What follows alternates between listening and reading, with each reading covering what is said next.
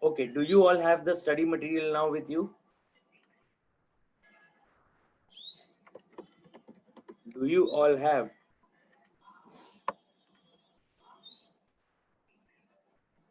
the study material with you?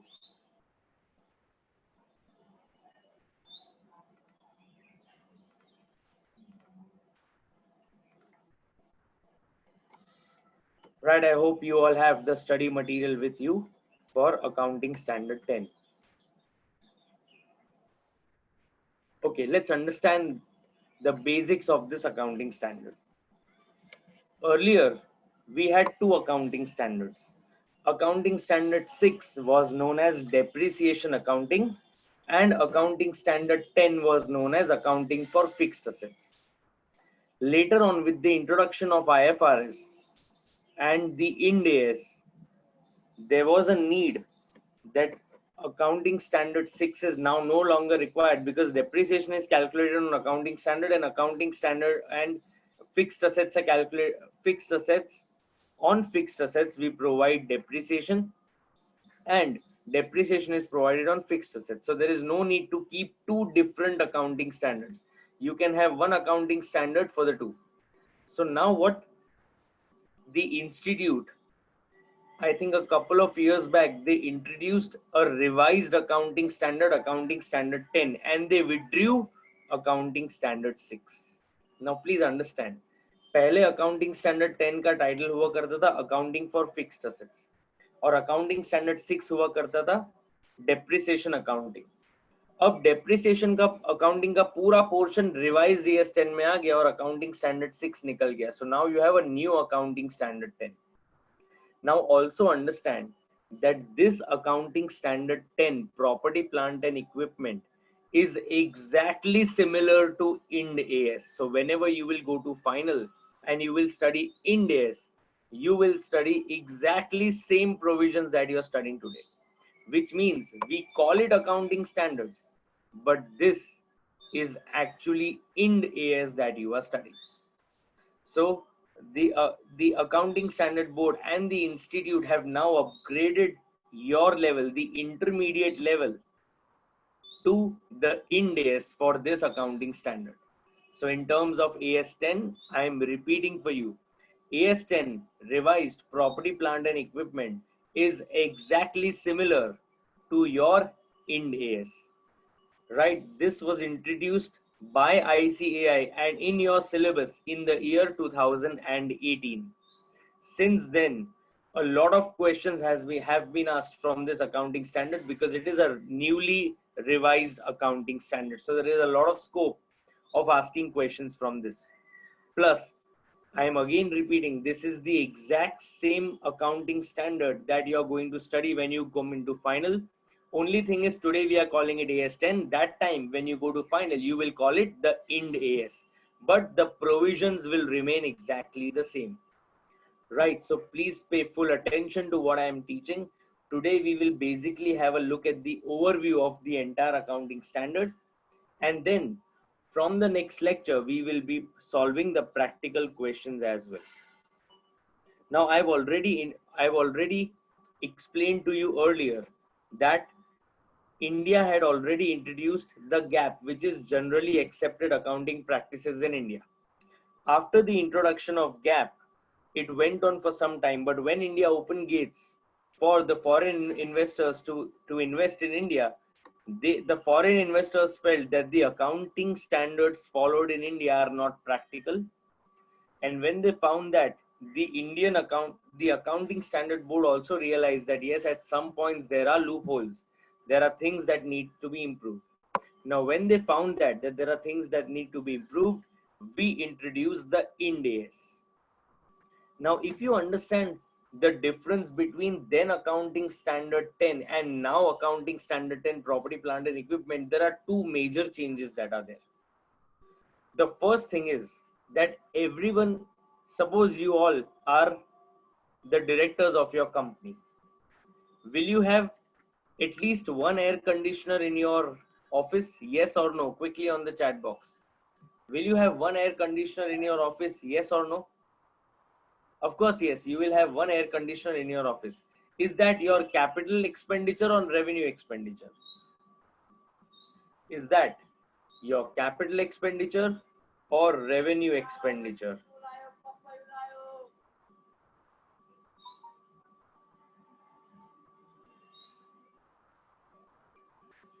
Capital expenditure, okay. Which means it is your asset. So this capital expenditure, will this asset have a limited useful life? Yes or no? Will this asset, this air conditioner, have a limited useful life? Of course, yes. After 5 years, dhyan dena, after 5 years, there will be a need to replace the asset. After 5 years, there will arise a need to replace the asset. Whenever you will replace the asset, you will use a fund known as the depreciation fund, because that is why you create depreciation fund कि जब भी asset हमको replace करनी हो तब हमारा cash flow disturb नहीं होगा, हम सीधा क्या करेंगे, depreciation fund से पैसे निकाल के हम लोग asset खरीद लेंगे. But please understand, when you want to replace the asset, will you have to remove the old asset? Yes or no? Will you have to remove the old asset? Yes. Do you know how to remove the old asset? No, you will have to call someone. Will he charge you fees? Yes. You do not include dismantling fees or dismantling charges to the cost of the asset. Which means asset replace करने के बाद भी आपका depreciation fund आपको कम पड़ता है. क्यों कम पड़ता है? क्योंकि आपने dismantling charges तो लिए नहीं है. Are you understanding? Earlier you had a type of AC known as window air conditioner. Now window ACs are not in existence. You only have split AC. Suppose if someone has window AC and now wants to replace, he will also have to cover the wall and prepare the site. He will have to cover the wall and prepare the site for a split AC. He will have to prepare the wall. He will have to cover it and then prepare it for the split AC. This also requires charges. Our old accounting standard does not take into account restoration expenses. We do not take into account restoration expenses. That is why it is felt that our accounting standards are not practical. If our accounting standards were practical, we could have taken all these points into account. Okay, one last question to you. Do you think we have inflation in India? Is India affected by inflation? Quickly on the chat box, yes or no? Of course. So will the prices of AC increase compared to what you had purchased earlier? Yes or no? Of course, yes. Do we take inflation into account when we have depreciation? No. So that present value which we were not taking again made our accounting standard a little bit impractical. So that is why there was a need to change the accounting standards. Some improvement was required. That improvement has been done and now you have the Ind AS. Now because the institute tells you कि Ind AS आपके syllabus में नहीं है, इसीलिए उन्होंने concept पूरा Ind AS का रखा है, लेकिन नाम क्या दिया है? Accounting Standard 10. Are you getting it? The name of the accounting standard, the number has been kept as Accounting Standard 10, Property, Plant and Equipment. Right? Quickly on the chat box. Are you clear with this basics? Quickly, everyone on the chat box. Your basics are very important. So are you clear with these basics?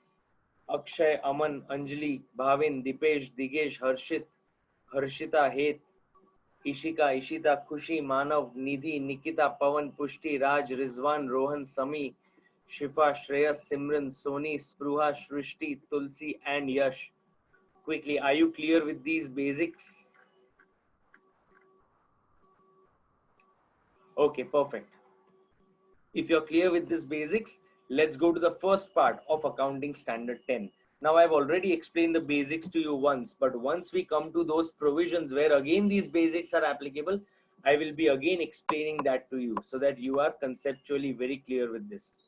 Right, let's go to the first point, which says AS-10 revised property, plant and equipment. The first provision tells you the meaning of a property, plant and equipment. So the question says, what is the meaning of a property, plant and equipment?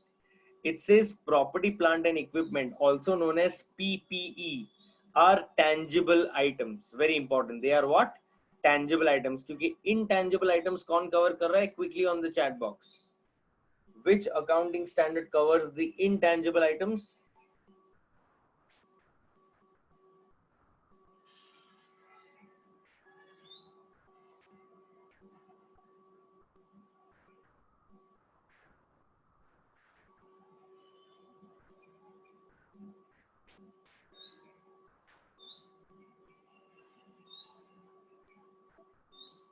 AS-26. Okay. If AS-26 covers intangible assets, can AS-10 interfere in that case? Yes or no?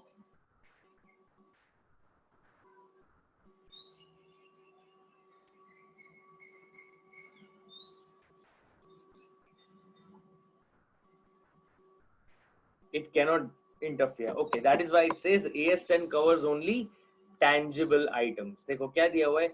PPE are tangible items which are held for use in first production of goods. So any property, plant and equipment which is tangible and it is used for production of goods will form part of the definition of a property, plant and equipment. Okay, what can I say?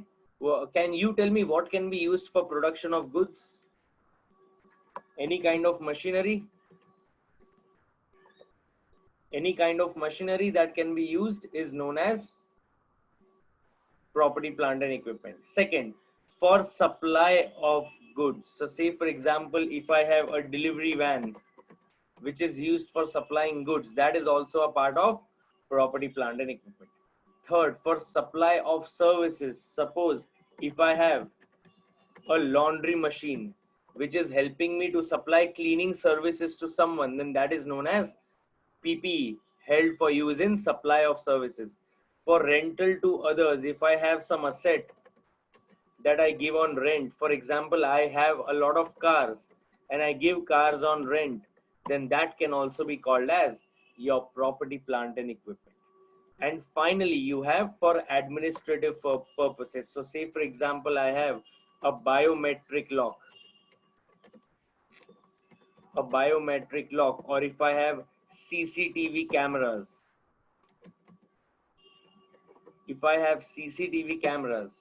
all these things will form part of property, plant and equipment. Right? So again, I am repeating, property, plant and equipment is what? It is tangible items which we are using in production of goods, supply of services, rental to others, and for administrative purposes. Are you getting it? Okay. So for supply of goods, you can also have, say for example, you have some machine which helps you to manage the supply of goods. So that can also be considered to be a PPE for supplying goods.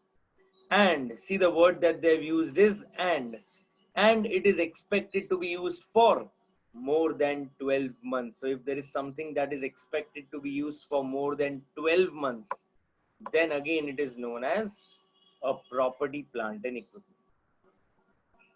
Are you getting it? Okay, so property, plant and equipment, again let's quickly revise the definition. Property, plant and equipment are items which are held for use in production of goods, supply of services, supply of goods, rental to others, and for administrative purposes, and they are expected to be used for more than 12 months. Okay, now quickly everyone on the chat box, when we use the word and, both the conditions should be satisfied or any one of the conditions should be satisfied? Should both the conditions be satisfied or any one condition should be satisfied? Of course, both the conditions should be satisfied. Okay, I have one doubt. Let me answer that. It says, then why containers and empties are considered as inventory? Okay. So Raj, please understand. Containers and empties as we decided in AS2, is considered as inventory because one, it fulfills the definition of both, but it is more movable, and you are earning direct revenue from containers and empties. On the other hand, a delivery van is used to supply goods. A delivery van is not given on rent. A delivery van is used to supply goods. That is why you will consider that as your, you can consider that as your property, plant and equipment. I'll give you another example, an easier example. Suppose if you have a huge building, with all the floors on it, and you have residential flats over there, if you give them on rent, that can also be considered as your property, plant and equipment for giving rental to others. Are you getting it? I hope, Raj, that is now clear to you. Okay, perfect. Now let's go to the next part. Recognition criteria of property, plant and equipment. It should be recognized as an asset. Very important point. Recognized as an asset. Recognized as an asset means ये ऊपर वाले तो property, plant and equipment होंगे ही अगर ये definition fulfil करते हैं, पर हम उसको हमारी बुक्स में कब रिकॉर्ड करेंगे is your second point. Again, क्या वो पीपी है, ये फर्स्ट कंडीशन आपको, अगर आप सेटिस्फाई करते हो मतलब वो प्रॉपर्टी, प्लांट एंड इक्विपमेंट है. सेकंड, हम उसको बुक्स में कब रिकॉर्ड करेंगे, when these two conditions are satisfied. It is probable that there shall be future economic benefits to the enterprise. मतलब देयर, ये प्रॉपर्टी, प्लांट एंड इक्विपमेंट लेने से ऑर्गेनाइजेशन को कोई फ्यूचर इकोनॉमिक बेनिफिट होना चाहिए. कैसा बेनिफिट? कि ये हमको प्रोडक्शन में, it will help us earn revenue. That is how you can derive the probable future economic benefits. And the last point says cost can be measured reliably. Of course, cost can be measured reliably. Only then you can recognize a property, plant and equipment. Are you getting it? Right. So quickly, if I have to revise the first two parts that we have done of AS-10, it says what is a property, plant and equipment? It is tangible items which are held for use in 5 things: production of goods, supply of services, rental to others, and administrative purposes. And it is expected to be used for more than 12 months. When it is expected to be used for more than 12 months only, then it will be called as a PPE. When will you recognize this PP in the books of accounts? Only when it is probable that this PP will give you future economic benefits, and of course, cost can be measured reliably. Are you getting it? Fine, I think this much is sufficient for today. Tomorrow again, we will look at how to calculate the cost of PPE. Right? Till that, I have 2 questions which says, will it include factory? Yes, of course, factory is your property, plant and equipment which is held for your production facilities. So property Ishika, so factory Ishika will be a part of your PP.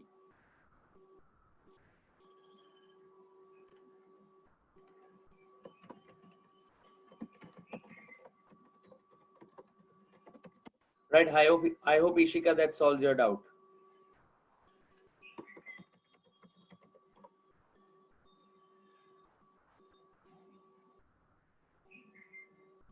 Fine, okay, I think this much is sufficient for today.